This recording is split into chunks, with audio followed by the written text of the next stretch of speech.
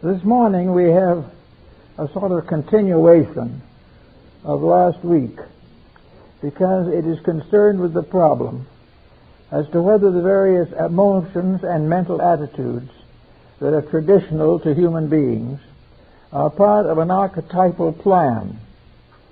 Whether when we refer to wisdom, we are referring not only to the knowledge that we have in this world, but to an essential principle of wisdom that exists always everywhere.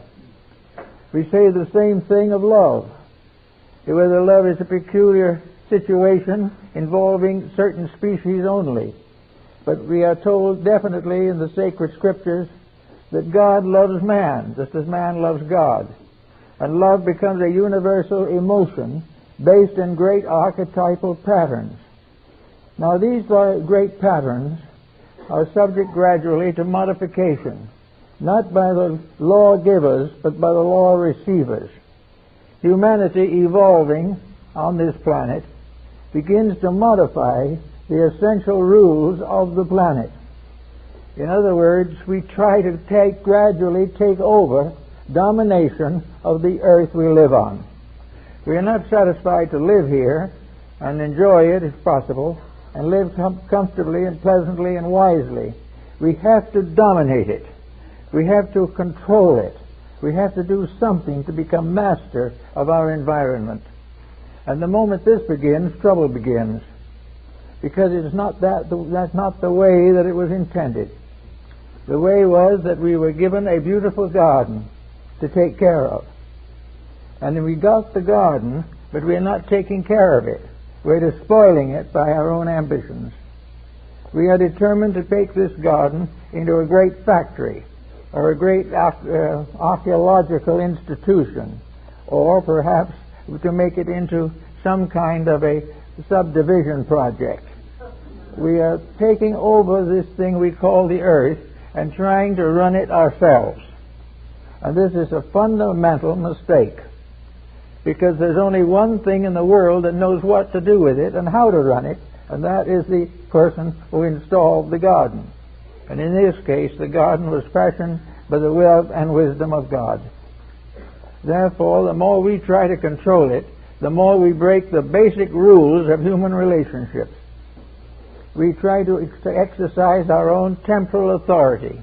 We decide how much a square foot we can get for this garden. And we do all kinds of things to make more profit off of the garden. And instead of taking care of it, we are despoiling it. Instead of enriching the purpose of it, we are reducing the efficiency and the beauty of the world in which we live. This has been going on for a long time. It wasn't too very serious at the beginning because there were not too many people.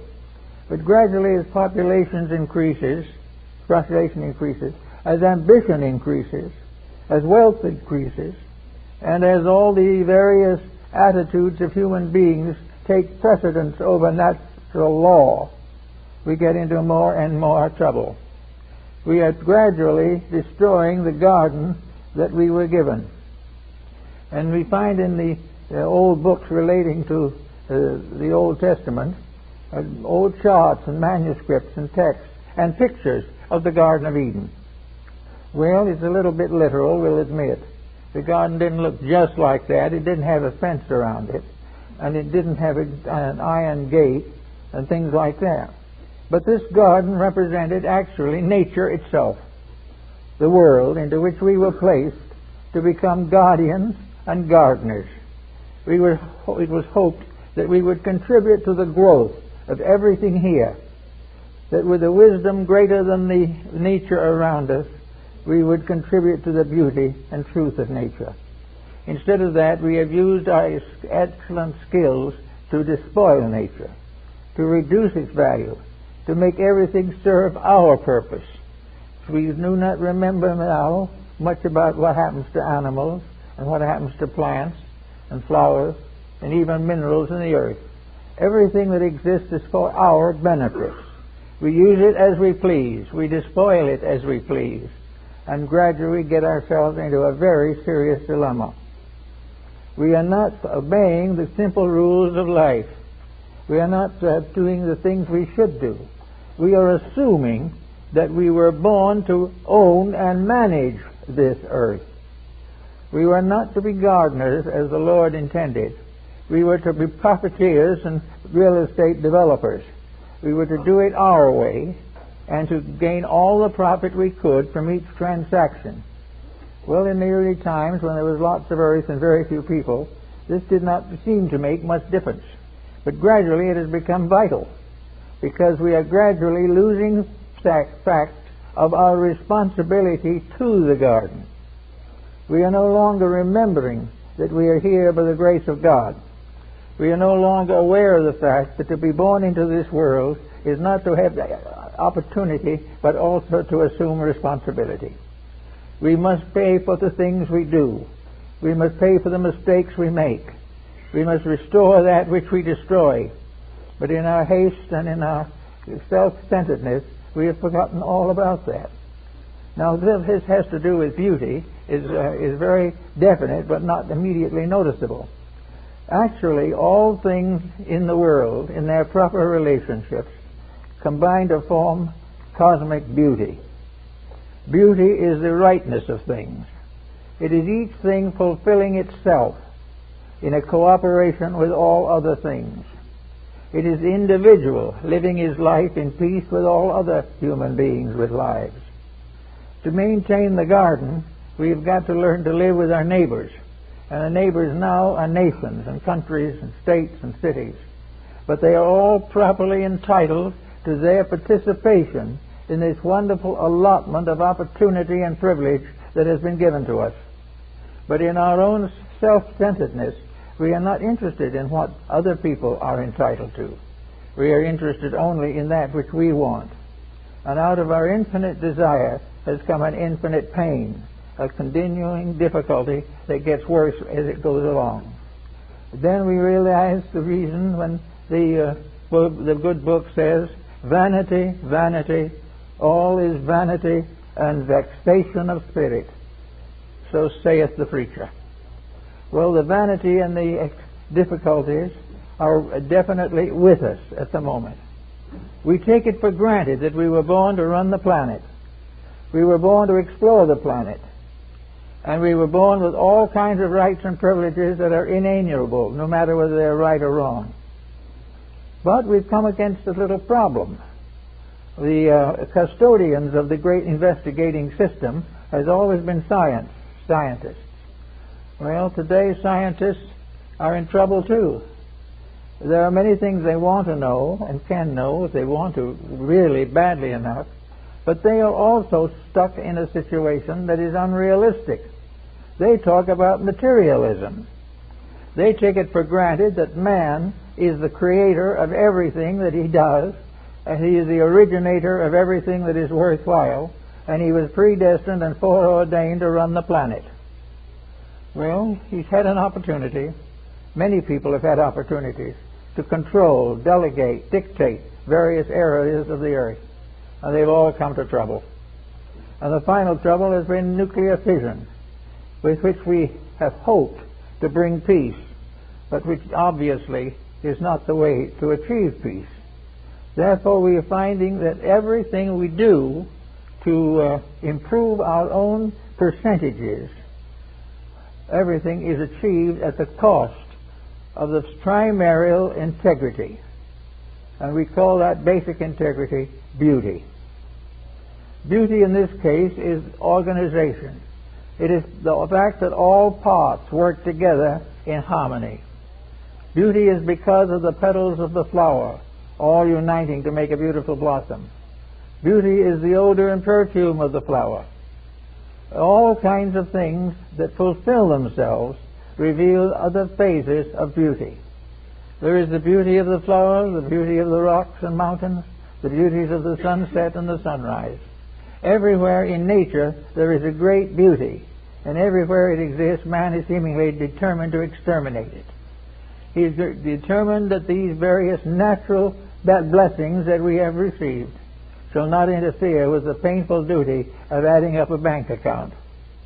So we are living in a man-made world, in a God-made universe, and this causes certain inconsistencies. And these inconsistencies will get worse as long as we determine to do everything our way. There must be some other answer to this. We must realize that we are not the owners of the earth. We don't even have a first mortgage on it. We are here by the grace of God. We are here because evolution is working out a pattern through us.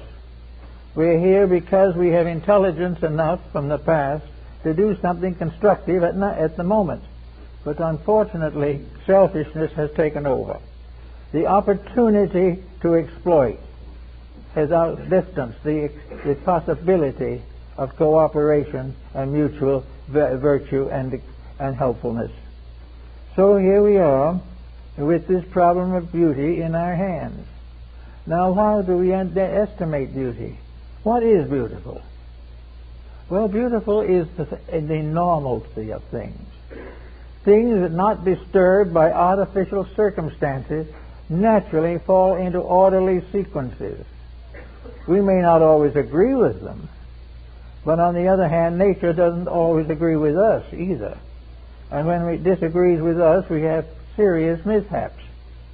But it's an actual fact that beauty is the thing as it should be, as it was predestined to be, and deformity is what happens when man takes over and tries to improve on the divine plan.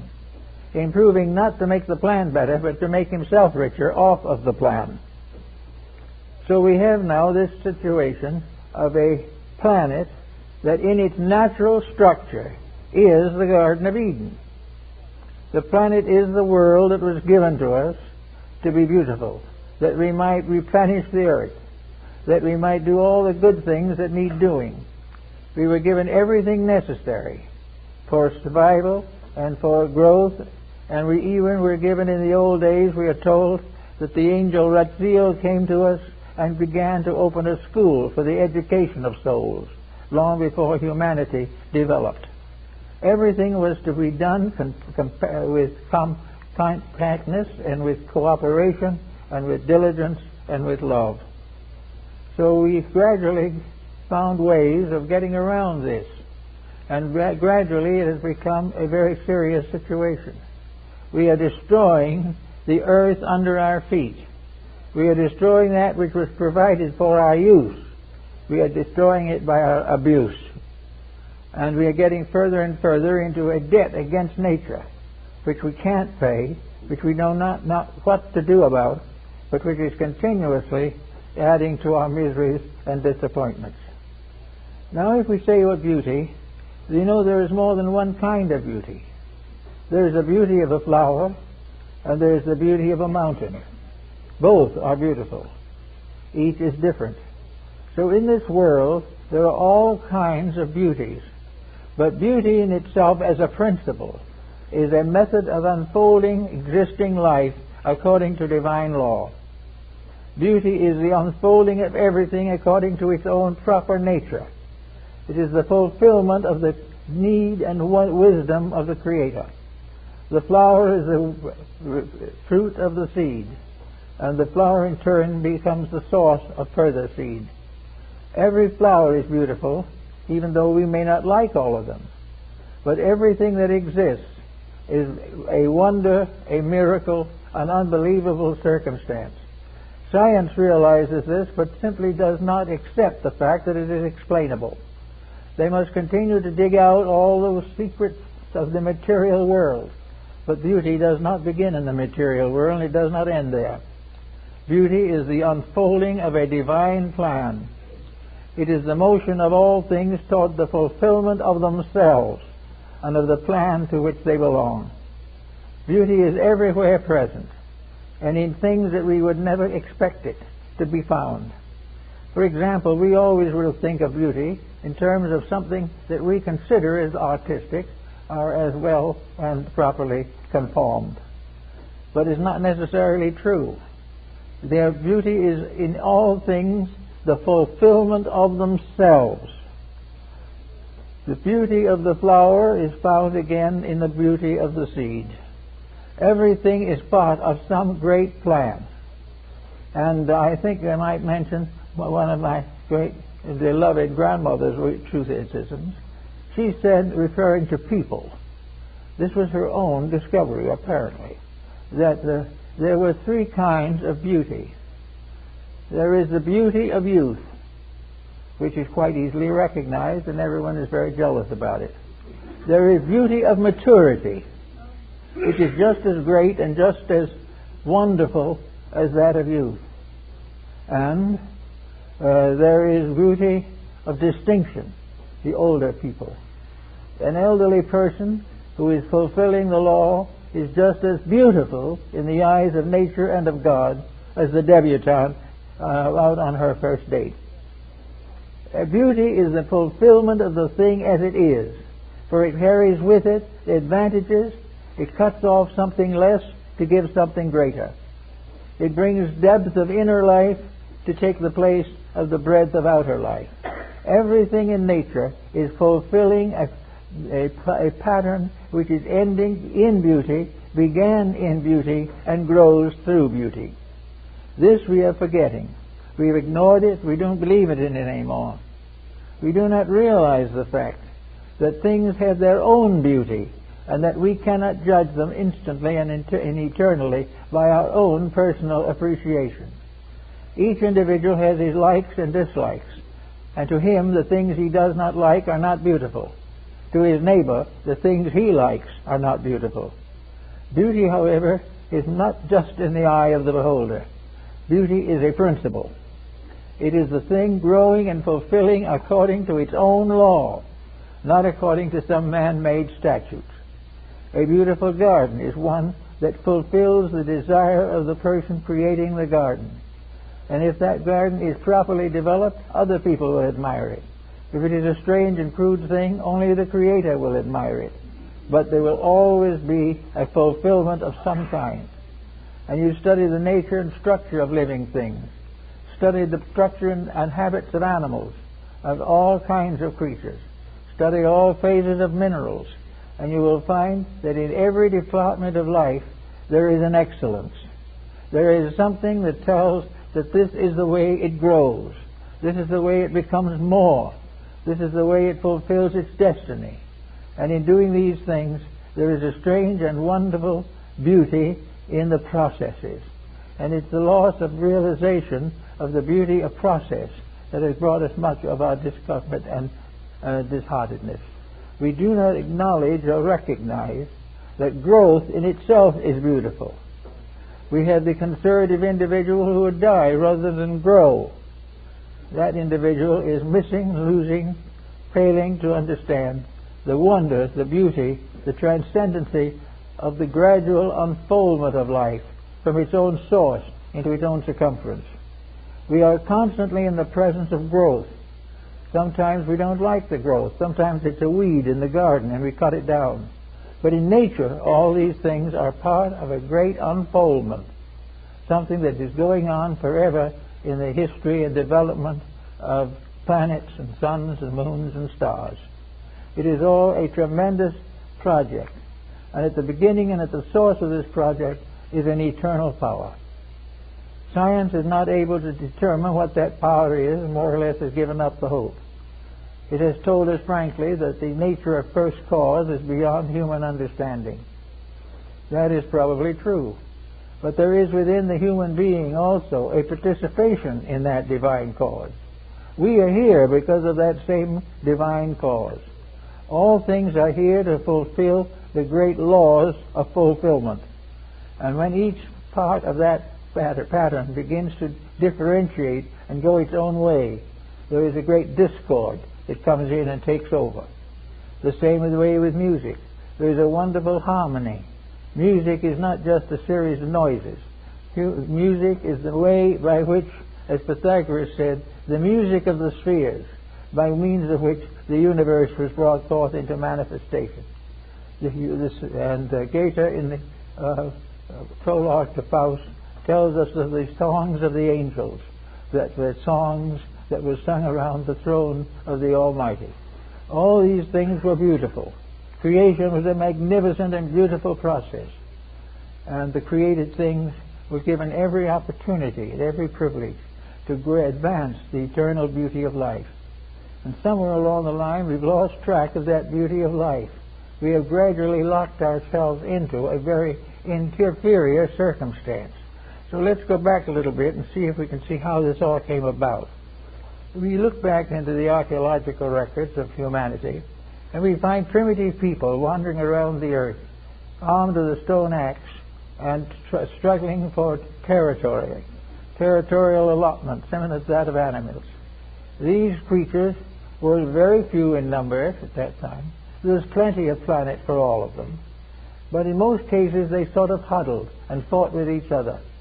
Little by little, this early beginning of things resulted in the rise of tribes and clans and things of that nature.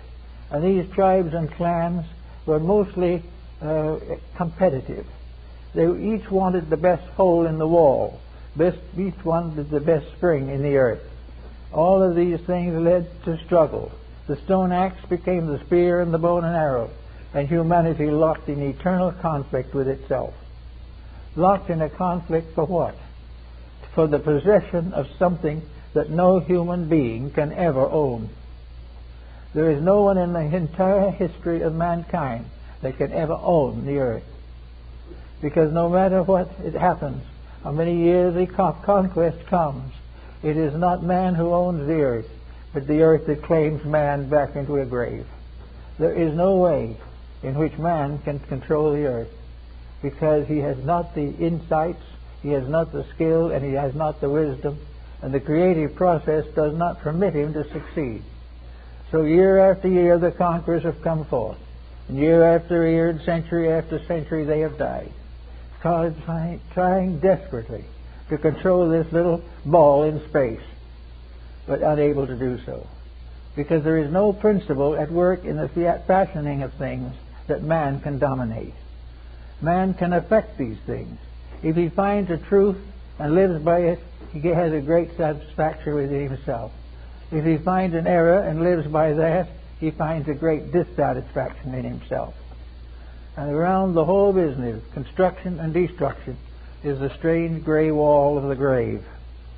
All these things come forth and go back again as they were.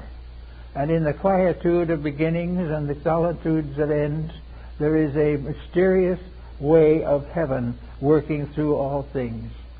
The Chinese referred to these great laws as the way of heaven, as the will of the infinite, and that all things that want peace, security, and happiness must first of all keep the rules.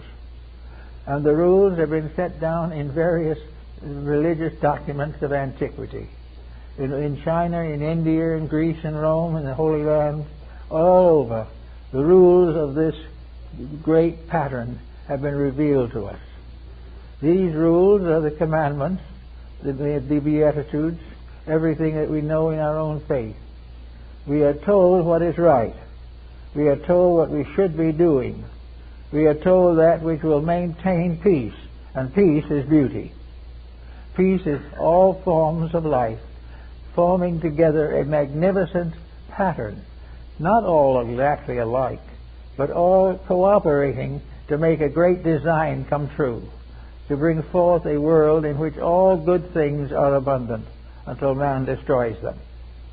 So out of all these early problems and so forth, there comes the realization that we are predestined and foreordained to struggle the way we do until we wake up to the facts.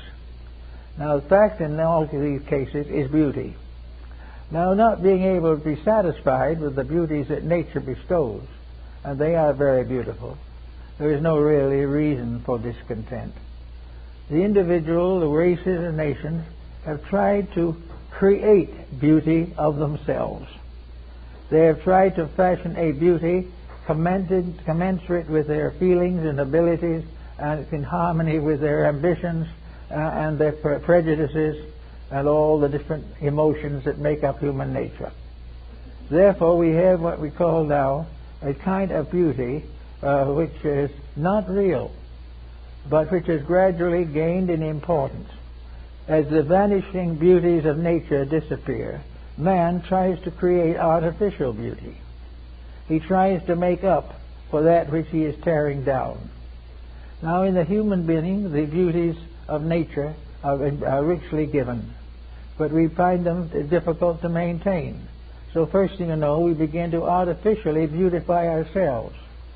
Some of the natives in one country put rings in their noses to do it. Another one tattoos their faces. A third one stretches their necks with rings. Everyone tries to find some way to be beautiful. And the more they try, the worse they look. And this will continue. But when they get themselves into one of these difficult situations, unpleasant looking and all, they suddenly become a standard of elegance for the tribe to which they belong. The neighbor thinks they're wonderful and tries to get a longer neck or a bigger ring. All of these things tell us of the competition for the creation of beauty. And yet beauty cannot be created in that way. Beauty was there before they got to work destroying it. The nose ring and the earrings and the tattoos and the various scarifications that were considered symbols of elegance were not symbols of anything. They were simply primitive competition to be more elegant than somebody else. And the elegance, when it was achieved, was really a distortion. The individual who became what he thought was a standard of elegance really became a creature who had destroyed the beauty of his own nature. So we find all around people trying to do things to make beauty for themselves because they have lost the real beauty. Another way they have tried to do it is to build cities. And now we're beginning to realize that of all the absurdities, the city is probably the greatest. There is nothing really to be said in favor of it. There's nothing to be said of its contribution to growth or wisdom or happiness. It has become a tremendous center of congestion. And every once in a while we get an earthquake or something and it tears down one of these great cities. The human pattern was not that we should build these great monuments in this world. They are useless and they are destructive of everything that we need. But why do we build them? Because we have another standard of beauty. We have the standard of beauty in wealth. By wealth we can have anything we want, we can look any way we want to, we'll dress any way we want to, we can possess everything we want to. Many times we don't want anything. There's a total loss. In other cases, we gradually, through the accumulation of wealth, destroy ourselves through expenditure and absurdities. Sometimes wealth gives us the privilege of maintaining low standards of living that otherwise we wouldn't be able to maintain. So all this is nothing. And not one of these things that the wealth brings to us can we take beyond the grave. And the grave is some kind of an attitude or a situation that becomes the test of life. In anything, as the Buddha tells us, that we can't take with us when we go should never cause us great trouble while we live. If we can't take it with us, don't work too hard on it. Just do things in a natural, simple way. All of the great ambitions have led to war and pillage, murder, rape, and carnage. The great beauty of life was in its peace. Now in various countries of the world, including the Near East, America, Asia, and Africa, and even the islands of the ocean, there have been some who have become aware of the fallacy of distortion. They're aware that the various arts and sciences which we develop in desperation and sustained by means of narcotics or alcohol are scarcely worth the trouble to maintain them. We find that all around we are trying to create false beauty. We are taking the beauty out of music and resulting in a hard rock kind of concert. We are taking the beauty out of art by the so-called distortions of modernism. We are taking the beauty out of the real things because we don't understand them. We can't rise to the truly beautiful, so we maintain a standard of lower beauty, which is nothing but another name for distortion. So all the way along, we lose the fact lose the great principle of natural integrity. And as we see, integrity gets poorer and poorer. The civilization gets weaker and weaker, and little by little corrupts and destroys from within itself. So we would like to think of the ideals of simple living. Simplicity is the only answer.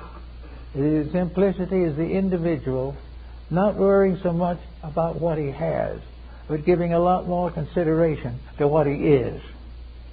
No matter how much you dress up the fool, he is still no wiser.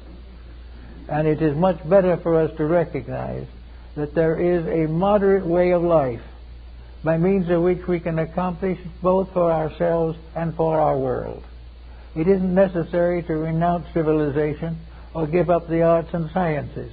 It is only necessary to use them properly, to wisely understand them, recognize their limitations, and transcend the areas of consciousness which they cannot reach at all. So we have now, we might term, philosophy. And philosophy is a large word. It means all kinds of things. It means everything from deism to existentialism. But philosophy is to think about the problems of existence. The philosopher is a person who has the courage to estimate and to check and to examine the results of his own actions. The philosopher is one not who goes out to preach to others how to live, but who explores the mysteries of his own life and finds the ways in which he can correct the errors which have dominated his personal integrity. So we have various schools of mysticism, religion, philosophy, art, everything you can imagine, trying to find answers to the problem of the human disaster which we are suffering from at the present time. And the disaster seems to be, one of the forms of it, is the breaking up of the one planet into a vast number of different colored celluloid areas, each with flags and banners and battlements. We have taken the earth and divided. We have divided it in any way that seemed advantageous. We have produced the great conquerors, Genghis Khan, Kublai Khan, Napoleon, Alexander, Caesar, and we have their story. In our educational system, we know what happened to all of them. All of them went out to become masters of the world, and all of them ended in 6 square feet of earth. Nothing survived. They were conquerors for a day, but they were in a universe where forever always wins, and forever is always in the term of truth. So that while we are making all kinds of distorted things, the universal pattern is asking us for beauty. It is telling us that the only solution that we have are the beauties, moral, ethical, and psychological, that have been part of the composition from which we were fashioned. We have beauties in every field. Beauties are order, peace, and constructiveness. There is no beauty in distortion. There is no beauty in corruption. There is beauty always in the unfoldment of the potential of the human being himself. Most people today are more locked than they ever were in history. They are locked in a materialism which is forced upon them by the economic policies of their associates. They are forced into situations that are not natural to them. And they are forced to compromise the principles that are close to them.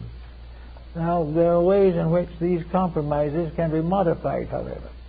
It is not necessary for the average citizen to cultivate unreasonable ambitions. There is no reason why any person should demand a way of life which in the end is going to destroy him. He does not need to give his whole life to something that he can't take with us and has nothing really in it of value to him. It all also rises in another point. If beauty is essential, if beauty is, as the ancients believed, an immortal spirit, if beauty is a deity or a principle that is ineffable and inevitable, then the development of that principle is a major undertaking in life, one of the most perfect projects we can possibly attempt. Now, in that, it has many different departments. A good home is a beauty. A beautiful home in which those who live in it love each other, care for each other, and protect each other, and place the common good above the advantage of the individual. A beautiful home is one of the great beauties of the world. A beautiful school where we can learn all that is necessary to learn without political corruption. A beautiful garden in which we can grow our own food, or which we can decorate with our own flowers. These are beauties. To go out sometime and sit on the side of a hill like Lao Tzu and gaze upon the sunrise and the sunset. When we do this, we look upon something that is greater than ourselves. We look upon something we cannot create. We cannot destroy it. It will go on long after we are gone, just as it was here long before we came. But to sit quietly in the beauty of the sunset and to see the marvels that nature has bestowed, the wonders of a world uncontaminated by man, and then look down into the smoke-filled valley with all of its problems, with the problems of various diseases, the problems of congestion and smog and adulteration of elements and everything of this nature. We look down on this and we see that this is man's creation.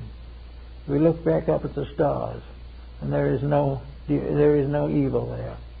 There is nothing in the twinkling heavens that warns us of our own misfortune, because the misfortune does not come from there. It comes from a tempest in a teapot, or perhaps better to say, a tempest in a molehill. On this little planet which we have here, we are making an inferno for ourselves. We are going continuously on the way with the concept that if we suffer enough, we will come in the end to glory. We will never come to glory by anything that causes this real basic suffering of morality and ethics in order to get there. We will only get to what we deserve, and we want to restore again the beauties of the life we know. One of the great mystics in our civilization, Jacob Boehme, the German shoemaker, was a man who never was richer than a merchant. He made shoes, and he made good shoes. And while he was making shoes, his mind and heart were yearnings for an understanding of the larger world. And one day a vision came to him, a vision of the universe as it really looked. He saw the curtain of the sky spread apart, and there an infinite power going on and on and on through all the orders of planets and stars and galaxies. He saw an infinite world of infinite beauty closed to us by the curtain of our own unbelievings and our own misuses. And Boehme, they settled down very quietly. He never became an important person. He was ostracized by the Lutheran minister of his church. And one day, this minister was so mad at him that he threw his shoes at Boehme on an argument. Quietly, the shoemaker picked up the shoes and laid them side by side by the chair of the old preacher. There was never any anger, never any hatred, never any question. Boehme lived in a world in which he saw a peace above things. He saw an infinite universe of good dominated temporarily by a tiny little group of self-centered people who did not know what they were doing. So he was perfectly satisfied to know that he was part of something that was indestructible, that all the things that he dreamed of, all the hopes that he had for humanity were attainable. All he had to do was to wait and live and dream and do the things day by day which would enrich the world and enrich his own soul. So we have all over the world saints and hermits, mystics, who have done everything they know to bring peace and happiness to a troubled world. We have them today. They know perhaps wiser than science what is necessary to save science. They know more than perhaps some of the theologies that are still locked in old concepts of sectarianism.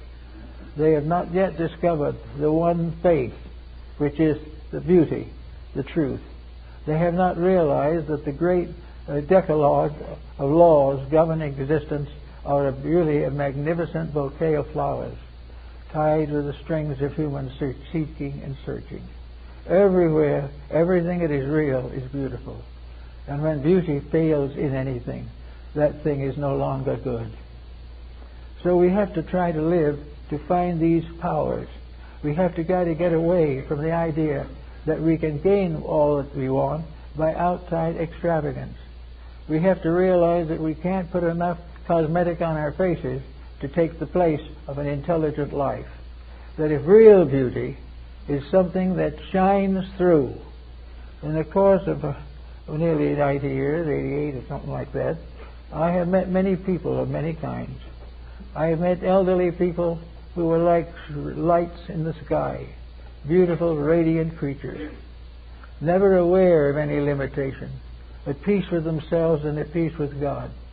And I've met young and handsome people crippled by their own unbeliefs, struggling against hatred, against competition, against domestic tragedy, everywhere suffering that was due largely to the breaking of the rules. And there is occasionally the one shining light of peace, where the rules have been kept, and a gentle life moves through the various courses of its years. Now, another problem that brings science into this field is science has no idea whatever is what's going to happen if we don't stay here. It doesn't know a thing about the idea of anything beyond the grave. Science takes it for granted that all there is of life is here, in this life. And if there's any immortality, it is only carried on through our children and their children. Therefore, we are told that there's nothing here but now, and no life beyond that. And I think Socrates probably had the best answer to that one. When he was taking the hemlock, took him out of life, and he was executed by the state because of the fact he was corrupting young minds. Today we consider him as one of the most incorruptible minds that ever lived. But anyway, Socrates told his disciples, who were gathered sorrowing with him, "Don't sorrow for me. When I leave here, one of two things will happen. One thing will be that I will cease, utterly and completely, and there will be no more Socrates. And there will be no one to remember Socrates. And Socrates will not remember Socrates. All will be over. Or, as an alternative, I may discover that there is a world beyond this one, better than any world I know here. That in that world I can commune with the wise. I can come into the presence of the divine. I can find answers to all the questions I've asked through the years. Either I go to sleep forever, or I awaken from the dream of death into a greater universe than I have ever known." And with that he quietly departed. Well, one thing that's very important about that, and that is the thing we face today. We have one side that wants to make it all materialistic. Now, is there anything beauty in that materialism? If we're going to go down to darkness and be nothing but names on monuments, is there any particular joy in life, any fulfillment of anything? We cut down in the height of our doing. Whether we did it well or did it badly, who cares? Whether we live to long years or are cut down by cocaine, what difference does it make? But this point of view is deadly to the survival of society. If there is nothing beyond our own mistakes, then there is nothing. And very few people will live or can live with that conviction. They have to have some answer. If they have lived this reasonable or unreasonable existence for 3 or 4 score years, there has to be something. If they're going down to nothing, then there is no reason why they've ever lived. There's no reason why some have been great and some have been humble, for it all comes down to vacuum. But if there is something else, if from this sleep of death a dawn does come, if all that we have struggled for, and all we have worked with, and all we have wept over, and all we have found as pain within our hearts, if all this adds up to a great and wonderful reality that is worth all that it has ever cost, is more than we could ever hope for in a universe too large for us to even measure. If all these things work together for an infinite good, then we have some reason to try to do better now. We have some reason to keep the rules in the hope that somewhere in the fullness of time those rules will keep us. And experience with these patterns and with people indicates clearly and definitely that those who have no belief in anything better than competition live poorly and die badly, whereas those who do believe that there is something worthwhile, there is a fullness that cannot be measured, have a much better life here and certainly die with a better hope. So beauty comes in to frame another problem. What is a beautiful life? A beautiful life is not constantly taking advantage of somebody else. A beautiful life is not outwitting your adversary, breaking a home, neglecting children, destroying the environment, and declaring war upon people whom you don't even know. All these things are part of a mistake, and as long as we keep this mistake going, we will suffer from it. But it is perfectly possible for the individual himself, even in this stage of his evolution, to wish for a moment peace, to hope that sometime there will be something kind, something gentle, something loving, something wise, that this battle will not go on until one by one all the natural resources of the planet are exhausted. The individual must make these decisions himself. The laws of nations will never do it. But there is above the law of nations the law of God. And this law of God has been variously interpreted and misinterpreted by the scriptures of the world. But right or wrong, there is a law of God. There is a law of realities. And there is a discipline that must be kept to fulfill the desires and hopes of intelligent and consecrated people. So there is reason to believe and to hope that the worst that can happen, whether we are good or bad, is that if we are bad, we miss the chance of immortality. And if we are good, we escape from the chains of mortality. And if that is true, then the universe becomes a moral entity. It becomes a being or creature that is good. And in laws and nature, in conflicts and dissensions, in all the problems and responsibilities of statesmanship, truth is beautiful. Truth is the thing that must live. Truth must be kind, it must be wise, it must be loving, and it must be filled with a determination to grow, to transform all antagonisms into relationships that are commendable and can be carried on. I have known a number of people who have been destroyed by their own antagonisms. They've had bad lives, not because anybody declared them to have a bad life, but because the decisions they made in every point of view were self-centered, critical of others, condemnatory of life, and without understanding or without justifying the divine plan. These people, therefore, do not have a good life, but they still have to go and find it out. And the nature of the infinite in its fulfillment has given us the inevitable hope of ultimate realization. That every time we make a good decision, growth develops within ourselves. We are a little wiser, a little kinder, and a little more beautiful in our relationships. And little by little, the beauty of our inner lives becomes a garment, a magnificent robe, a robe of virtues. Little by little, we do not need the dangles and ornaments of materiality, because we are beautifully vested in our own integrity. We are the kindly, loving people who are always needed, to whom all can turn in trouble, but whom many will not be able to achieve in their own lives.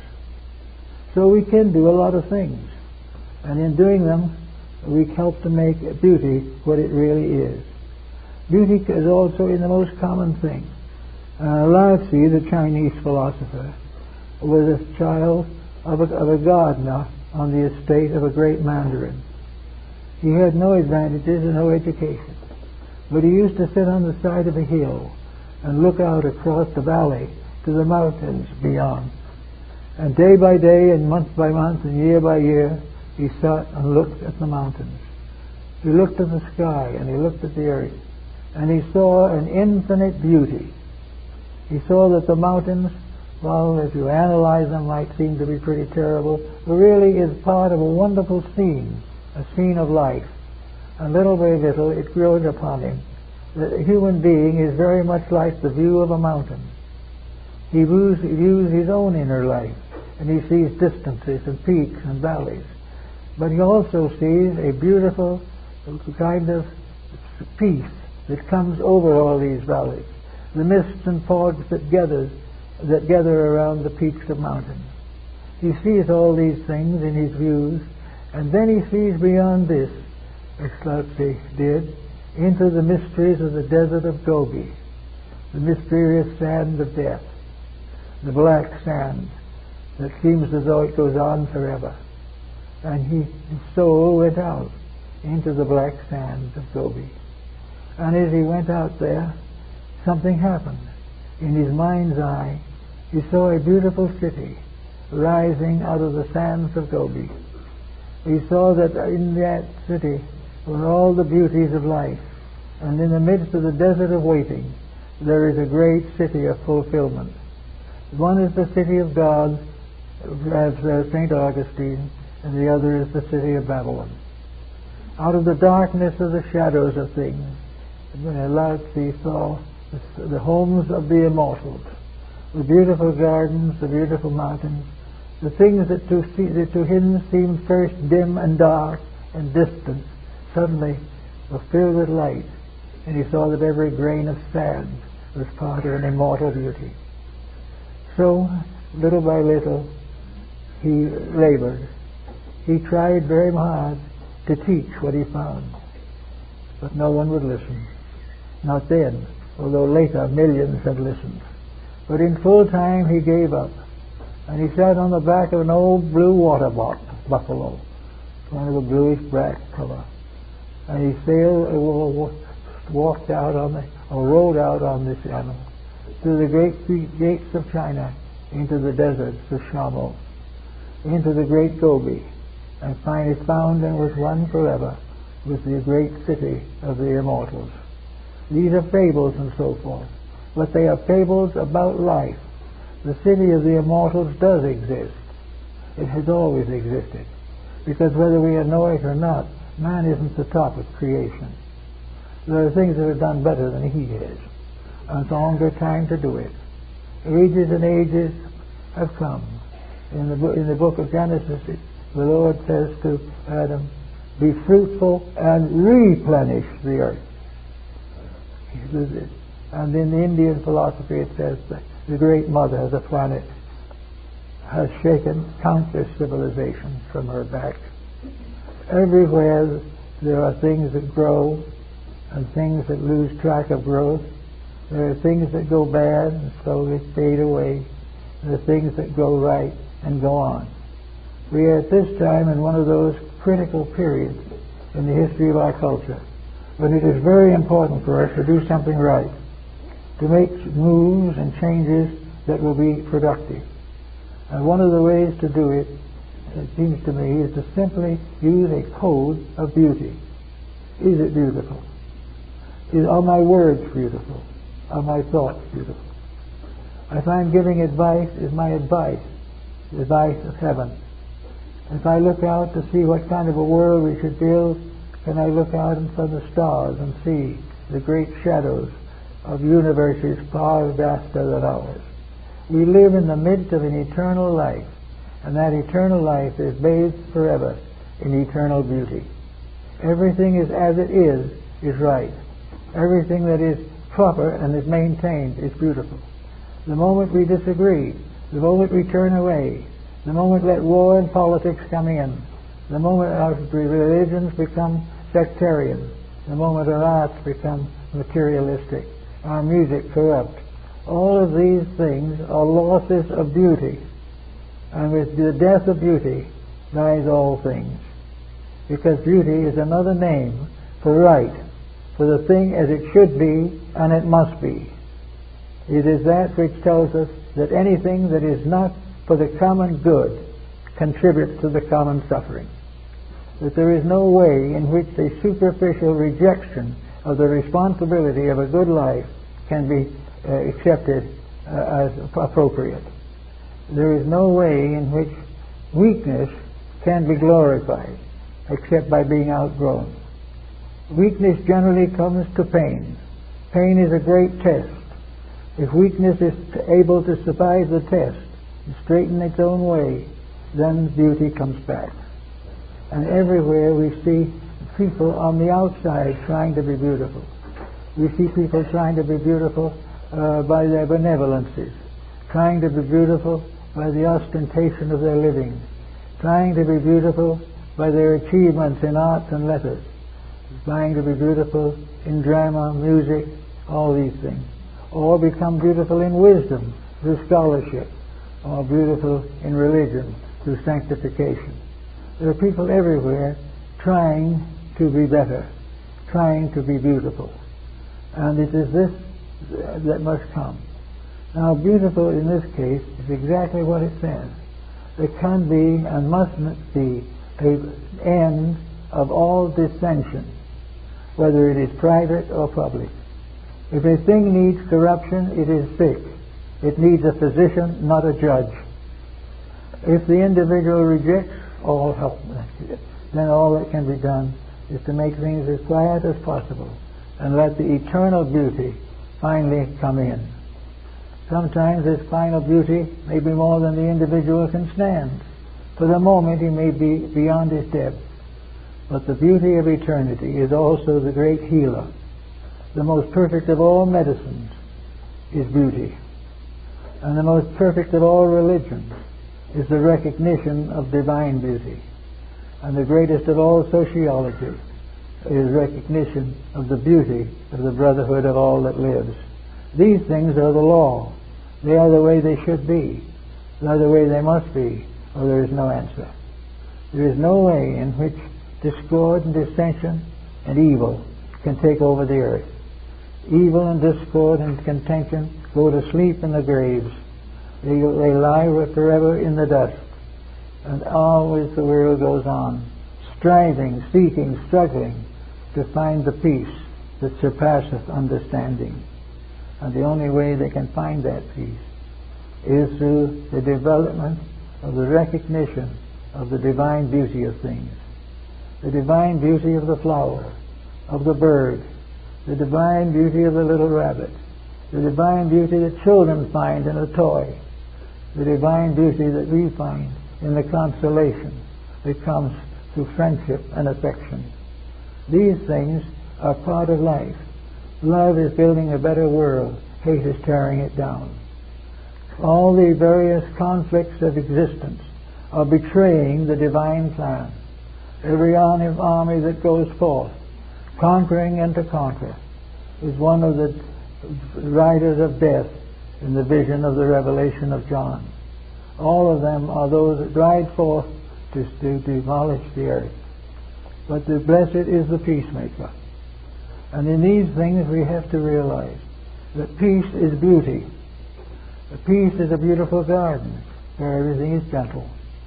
Peace is a beautiful view where the mountains and the sky mingle in fraternity. Peace is a lovely home where the members dwell together in amity and affection. Peace brings with it hope, and with realization the courage to go on. And today one of the things that we all need is to recognize the truth as it is and then quietly apply it. If we hate evil, we simply create discord. If we try generously and thoughtfully to see good in all things and help and to encourage the development of values, being ever ready to forgive the enemy, but never to forgive a shortcoming of our own which we know better than to have. So little by little, the beauty of life can come. And maybe someday again we'll have a Garden of Eden, where people and all things will work together in peace and harmony and understanding. And the Lord himself shall walk in that garden in the cool of the evening. This is what we've got to dream about. We can't dream about the politics and the struggles. We can only dream about an eternal beauty in which we exist, and which will come back to us as we think about it and live for it. This beauty is not dead, but we are choking it to death with our conflicts and our discoveries of evil. We must find again the final beauty which we find in the child's eyes of the newborn. This beauty in the eyes of the mother when she gazes upon her baby for the first time. The beauty in the eyes of the elder who, lying on the birches on the edge of eternity, looks with wide open eyes to a beautiful vision beyond the grave. All of the beauties of life must be strengthened.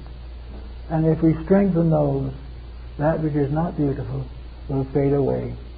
Because that which is right cannot fade, and that which is wrong cannot survive.